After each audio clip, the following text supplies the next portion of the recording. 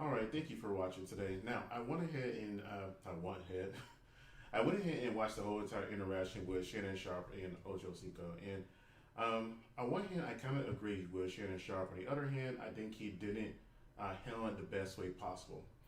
But let's go over the whole entire interaction to where he was upset about Ocho coming in late. Let's see here.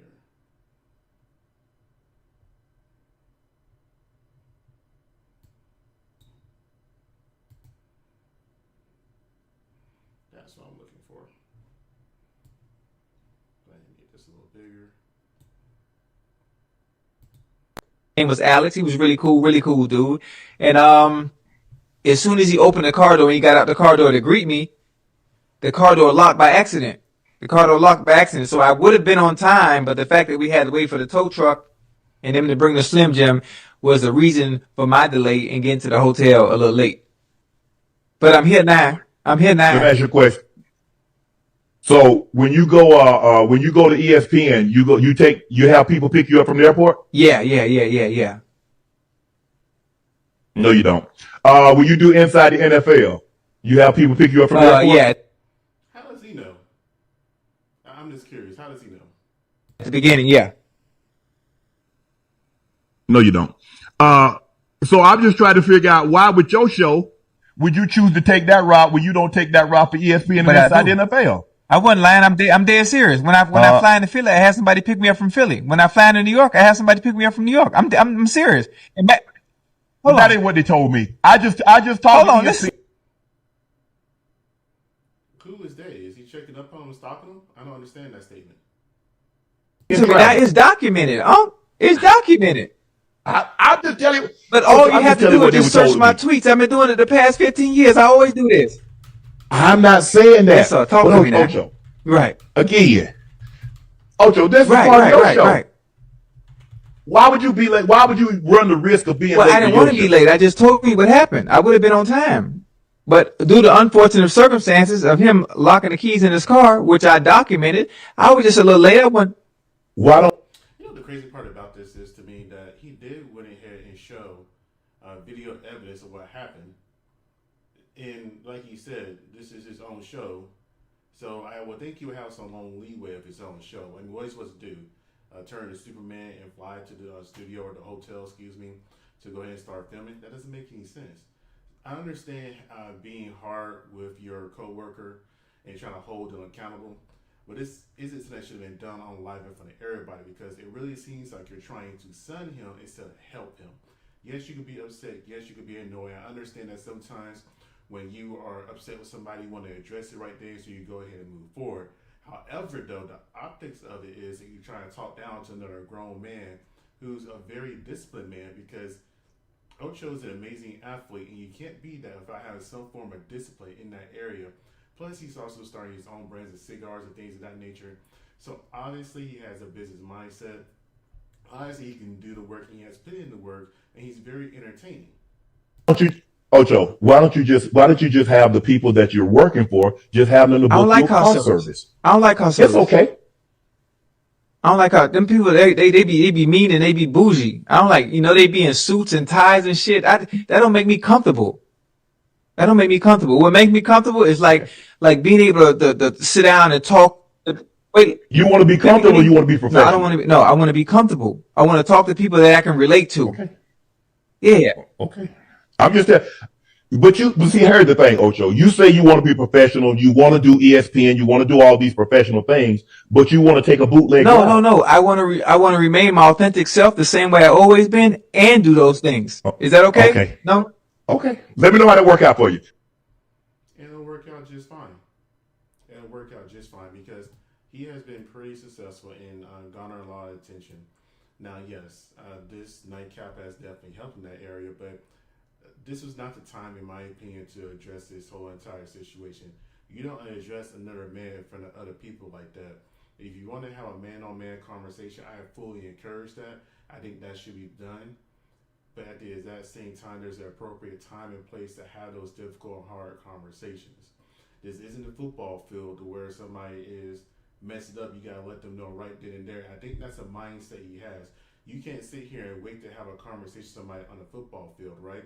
you gotta address it right there so you correct it and try to get that win. I understand that mindset of Shannon, I really do.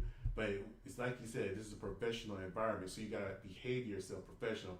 And this isn't the only time during this interview or this show, Nightcap, that he was not being the most professional version of himself. He let his emotions get the best of him, and now he's pretty much a viral internet meme because of it. But I just kind of want to know what you guys think if you're watching this. What would you think, or how would you feel if this happened? Me personally, I'm closer in age to Shannon Sharpe than I am to like Gen Z, I guess you would say, or I can relate better. So I can understand having those difficult conversations and want things addressed right then and there. Like, hey, this is what it is. We got to get it done. Let's move on. Get your feelings out of it. Let's go ahead and come together and make this money. However, there's a time and place, and he chose the wrong time and place. You don't do this on an international stage because YouTube is an international stage. It is his show. You talk to him like he's your employee instead of your co-host. Like he said, that's his show. So if that's his show and he has a history of being late, he has a history of being unprofessional, that's fine. But let's be real here. People like watching Ocho because he is his own authentic self. Even though he likes to play around, goof around, he's very in tune, he's very professional, but he just likes to be himself. And if you guys are going to go to these platforms and try to get your own show or deal like Cameron and Mace did, then you guys stick to how your own self. They got their deals because they're just their own authentic selves. So Ocho doing that is going to help you get that. I mean, I still do like watching, like, I like seeing them goof around, joke around, just being men. You rarely see that anymore. This unapologetic, just be men. But you gotta learn how to show up. Just like you want to be more professional, you gotta learn how to switch your tone and wait. That's just what it is. Anyways, he did go ahead and address the issue. So let's go ahead and get that pulled up too. Before we get started, Ocho, there's some things that I want to address. Last night we had a situation for the technical difficulties. I don't know if it's me or if it's on the other end, but I promise you that won't happen again. Guys, please make sure you do us a favor. Go check out Shea by La Portier. If Shea is not in the state or a city near you, you can order it and it comes. Guys, damn it!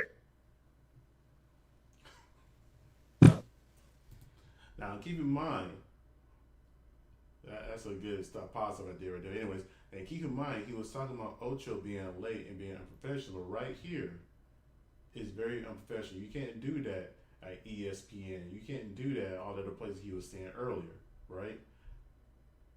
You can't be a hypocrite. You can't. If you want somebody professional, you gotta show that same example every single time. 2 hours later. Everything is like in my computer. It's a little different for me here in the studio, my studio compared to you at home. Everything is linked. The camera, the iPad, the computer, everything is linked. And what had happened is that as I'm talking, somehow it clicked over to the video. So that's what I was hearing playing back in my ear. So it wasn't anything. It wasn't like a malfunction. Somehow the audio had clicked on the video that was playing. So I could hear that back in my ear. So that was nothing that people back in the studio was doing. That was no fault of their own. That was just something that it just all of a sudden happened. And it just took us a minute to figure out. We troubleshoot after we got off the show and we got it figured out. That won't happen again. You gotta be careful with saying things won't happen again. You can't control everything. I can assure you of that. Other technical difficulties might arise, but that won't happen. And then, guys, there's been a lot said. Well, you tried to do to Ocho what Skip did to you, blah, blah, blah. No. What I am going to do is that I'm going to push, I'm going to pull, I'm going to drag Ocho to a level that he didn't think he could get to. See, I saw some of the comments. You too serious. It's just a little. I'm just kind of curious. As big as Shannon Sharpe is, and he has, multiple views and I'd say millions of views, millions of comments. Why does he take the time to read through some of them? I'm just kind of curious about that. Unless he's somehow like the live chat feed while he's doing the show, why go back and read after?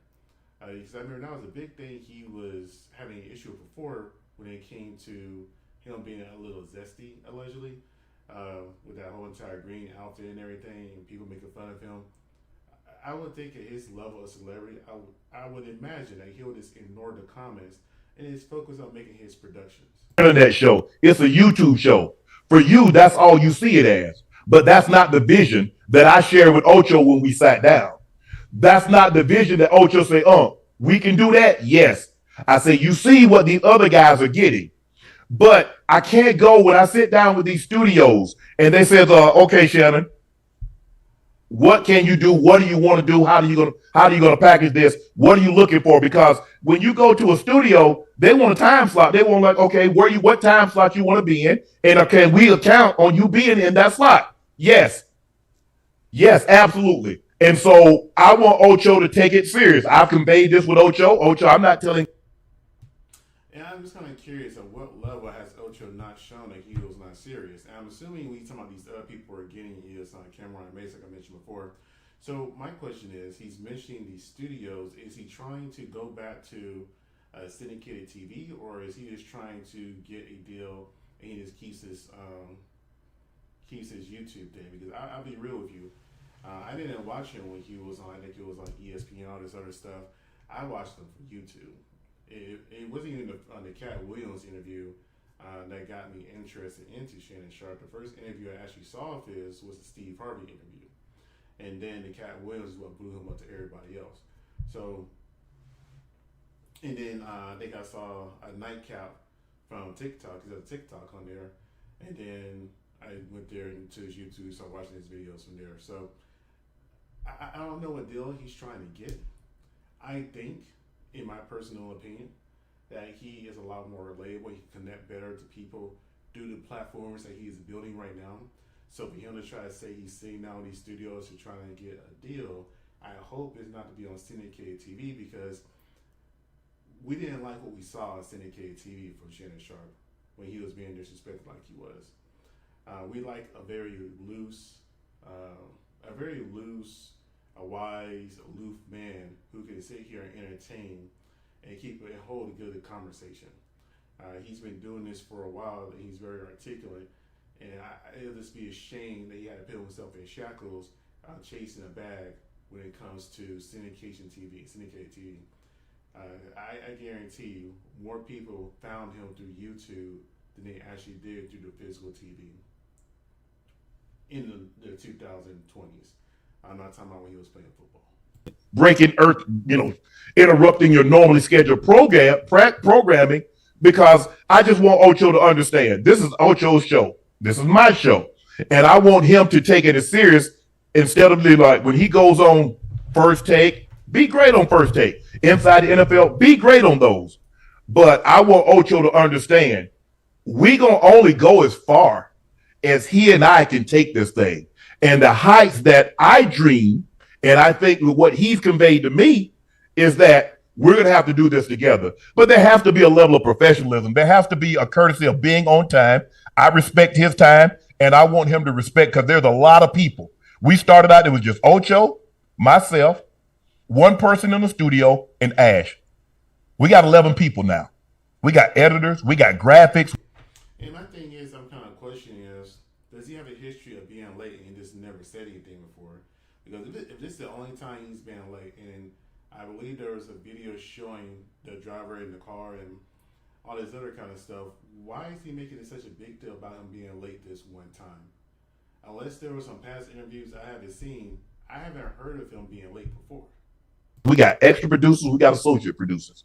And so I know y'all took it and tried to run. This is a conversation. Ocho and I have had conversation off cameras. Ocho has conveyed to me what he wants to accomplish with Nightcap, all the while expanding his brand and doing First Take. I wholeheartedly support that. And when it came to me, Ocho is great. Inside the NFL, he's doing that. He's doing an unbelievable job. But I just know Ocho can, and I think for me, when I look at Ocho, I see a guy that wants to do it, but has never been in a situation where it had to be like, okay, Ocho, you can just do your thing. Ocho, you're so great. I'm going to force Ocho to be great. He ain't got no choice. He ain't gonna have no choice but to be great. And when we rise with nightcap, when y'all see, man, they did it. Man, said it. Ocho said they were gonna do it. That's what I expect from Ocho. And I just like he was already gonna be cutting it close for time because of the flight got delayed, mechanical issues. And so at that situation, you know what? I got a show tonight. This is not a Saturday. This is not Friday. I don't have anything to do. I can take that route that I normally take, call somebody, have them pick me up. But you know what? I'm already cutting it close. Let me get a little more suitable situation to get to my workplace. So I know you guys tried to blow it up, try to make it something. I'm trying to. Again, I understand where he's coming from in a sense, but I still go back to, does he have a history of being late?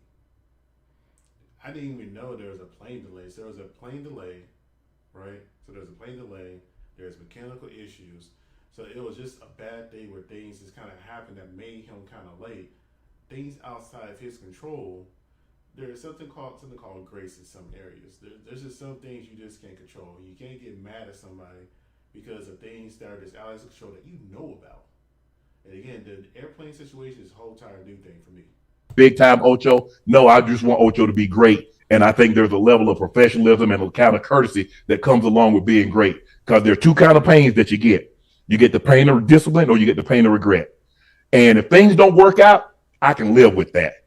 But I will not be, man, if I had only worked harder. So that's where I'm at. Ocho, I want you to say your piece.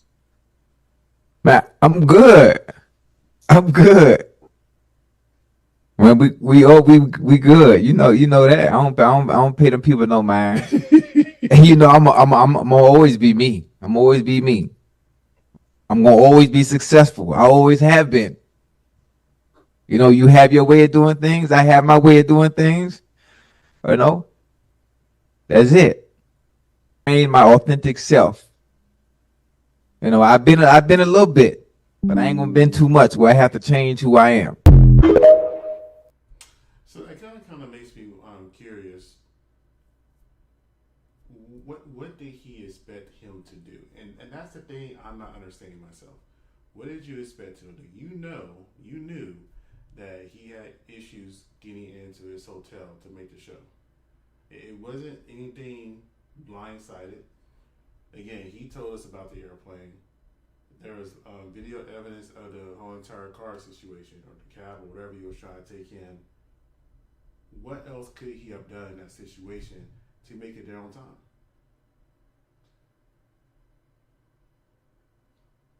Sometimes we have drive for success, and that drive can make us be people that we not truly are. It can make us to be or perceived to be a person that can be very cruel. I understand discipline. I understand hard work. I'm trying to do that myself. I mean, I work 8 hours at my regular job, and then I'm doing this. And honestly, just creating this short little basic life takes about a good 5 hours. So at times, I'm working 13 plus hour days. So I get it. But at the exact same time, if I had a co-host, and here's the thing I don't understand. If I had a co-host and I knew that he was running late, I knew things were going on, and I have experience sitting here being on all these nationally syndicated TV shows. I have a reputation for knowing how to clown around and telling jokes. I have another show that, all kinds of celebrities and topics I could talk about. I have a very interesting, entertaining life that people have questions about, or you just give them little nuggets about his past. There are other things he could have filled in that time for Ocho to get there. And whatever frustrations you have had, because let's be real here, whenever he was on that show with Skip, and Skip was tearing into his ass, he didn't sit there and flip out. He didn't sit there and lose his anger. He just kind of took it and moved on. He does have that capability of just, keeping it professional even though the other person isn't. So when people are saying, hey, this is like the whole entire Skip situation, in a way it is. Because whatever Skip in that particular moment was being a complete dick. It was inappropriate, and that would garner him a lot of attention and support. Compared to this right now, this is more of a debate: was he right or wrong? And I don't think he was wrong. I just think the way he handled it was wrong. I don't know. I just hate to see it in a sense. Like I said, I'm a little bit torn because I 100% agree with his mindset. I just disagree with his delivery on a live show. That's the part I disagree with. He could have had that exact same energy and tone when the cameras turned off. I wouldn't have said a thing. That's just two men, two brothers trying to work it out and make sure they make it to the next level. I understand that. You gotta, it's like when I say, hey, you gotta hold me accountable, I gotta hold you accountable so we can prove everybody wrong and make it to this, build this thing that most people didn't think we could do. I get it. You gotta hold your brother accountable. But to embarrass him and humiliate him, that's just wrong. I can't rock with that one. Oh, man. I am tired. I think I'm about to go ahead and get off of here.